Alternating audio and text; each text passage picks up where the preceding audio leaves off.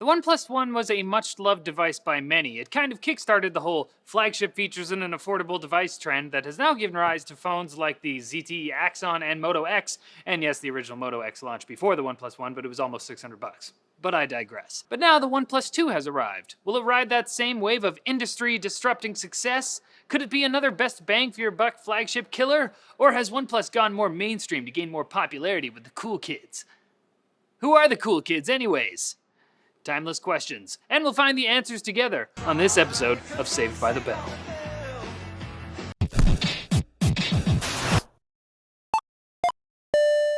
Now, before we can go any further with this review of the OnePlus 2, we have to be clear about one thing. Just like the last time, when we got our hands on the OnePlus 1, we don't have any invites for the OnePlus 2. I'm sorry, that's just the way it is. But anyways, let's start with what comes in the box. You've got the manual in Chinese, because the version we have actually isn't the North American release version, the USB wall plug, and the USB charging cable. Now, the phone-facing end is USB Type-C, which unfortunately is not the USB 3 standard. This one is just USB 2, although it is obviously reversible, which is great, as is the other side of the cable, the regular USB side. That is definitely a nice surprise. I'd like to see that more often. No more flip-flopping like a jackass. Okay, let's take a tour of the device itself. On the front, we have the 5.5-inch IPS display with Gorilla Glass 4. The resolution here is still 1920 by 1080, which is great to see. Strangely, you're not going to hear that from many people, I guess, because I've said it once, I'll say it again, 1080p is all you need for phones. Skip the 1440p panel and save some battery life. Anyways, at the top, we have a 5-megapixel selfie camera. At the bottom, we have the back and recent capacitive keys, along with the home button that now houses a fingerprint sensor. You might notice that the recent and back keys just have generic labels, and that's because you can swap them in the settings. If you want, you can choose to have on-screen buttons instead, which disables the physical keys and eats a bit into your screen real estate. On the back, there's a very nice sandstone finish. It reminds me of the grip tape on a skateboard, actually. I love the texture, but obviously that's a matter of opinion. We've also got the dual LED flash, a 13-megapixel camera, and the emitter for the laser autofocus. What I like about the camera this time is that it has been shifted down the back just a little bit. This actually allows for the camera to sit more flush against the body of the phone, which is great in a time where camera bumps on the backs of phones are way too common. On the bottom left-hand corner is where you can find a small cutout that lets you pry off the back cover. This will give you access to the dual nano SIM card tray, but there's no removable battery or SD card slot here, unfortunately.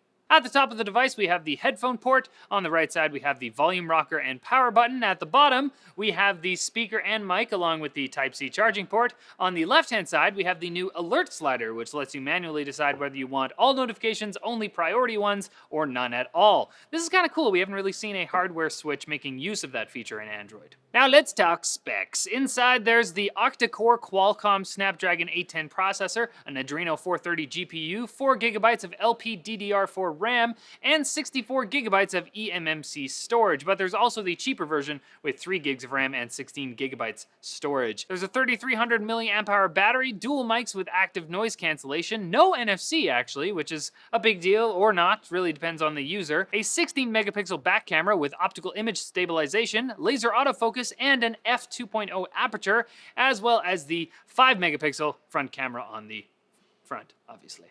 Now those sound like pretty decent specs for a camera, and for good reason. The camera on the OnePlus 2 is definitely impressive, especially when you consider the price. It holds its own next to phones that cost more than twice as much, and it even won a blind camera test against the iPhone 6, Galaxy S6, and LG G4 put on by SlashGear. It does very well in low light, perhaps not as well as the G4 with its f1.8 aperture, but seems to maintain color accuracy. It shoots 4K video at 30 FPS, which seems to be the standard for flagships these days, 1080p at 30 FPS, as far as I can tell. It didn't tell me the frame rate, and 720p video at 120 FPS, which can play back in slow motion at 30 FPS as well. This mode looks pretty janky and has focusing problems, but from what I can tell, other phones also suck at slow motion, so what are you gonna do? Now that's all fine and good, but let's talk about actually using the phone. Now, like I mentioned earlier, at the time of filming, we didn't have any nano SIMs to stick into the phone, so we just went with daily usage with Wi-Fi. The phone is running OnePlus's new custom Android ROM, Oxygen OS, and it's quite snappy. One of my favorite features is the dark theme. It saves more battery, looks cooler, and you can also customize the accent color. You can also change the color of your LED for different notifications as well, so that's cool.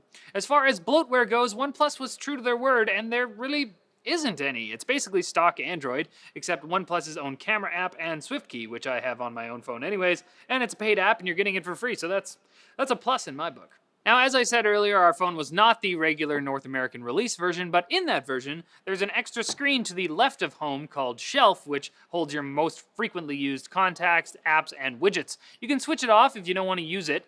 Screen gestures return from the OnePlus One, and I'm a big fan of these. You can double tap to wake, which seems like it's becoming a standard feature, but you can also draw an O to open the camera, or draw a V to turn on the flashlight. Dragging with 2 fingers down on the screen will play or pause music, and you can also draw greater than or less than signs to skip forward or back. Speaking of music, the speaker can be super loud, and it's about as good as a single speaker on the bottom of the phone can get. It's no HTC One M9, but again, what are you gonna do? It's pretty good. Now, Jack partly wrote this review, and he was not happy with the home button. It's touch sensitive, not a physical key, but sometimes it doesn't activate when you just tap it super lightly. Some other people on the internet have found this as well. Android Police even made a video of the issue. If you're just lightly brushing it, sometimes it just won't activate. Personally though, I found that if you act like it's a physical button and press lightly, it activates every time. It also helps if you cover the entire button, so a thumb is more likely to work than a dainty finger. There's vibration feedback when it does activate, so you know it works, and I actually kind of like that you have to press it with intention. It just means it's less prone to accidental presses. This is definitely something that is up to you and the different user and what you prefer, but I don't think it's something to complain about, but apparently some people do, so just so you're aware. Jack says he for sure prefers the physical button with a fingerprint sensor like on the Galaxy line, and of course, I don't care so much. Now on to battery life. The OnePlus 2 lasted an entire business day and came out with 34% battery, which is not bad considering it was not using any data, but we did hit it pretty hard with videos at max brightness and max volume.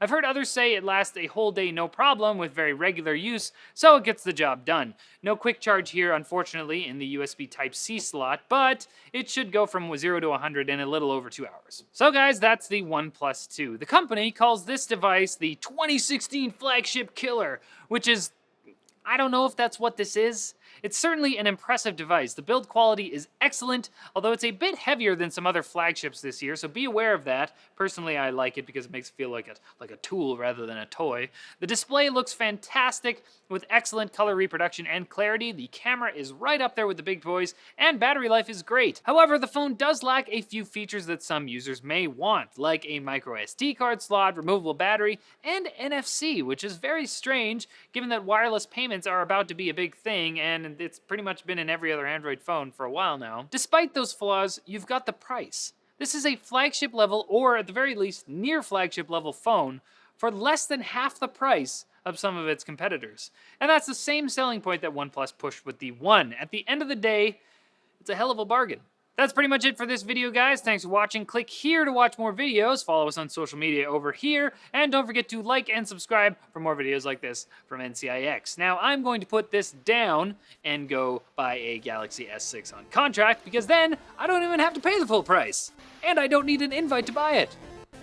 Just saying. Nah, it's a great phone, guys. It's a great phone. I would buy it if it was available on contract, but I have a really good plan. So...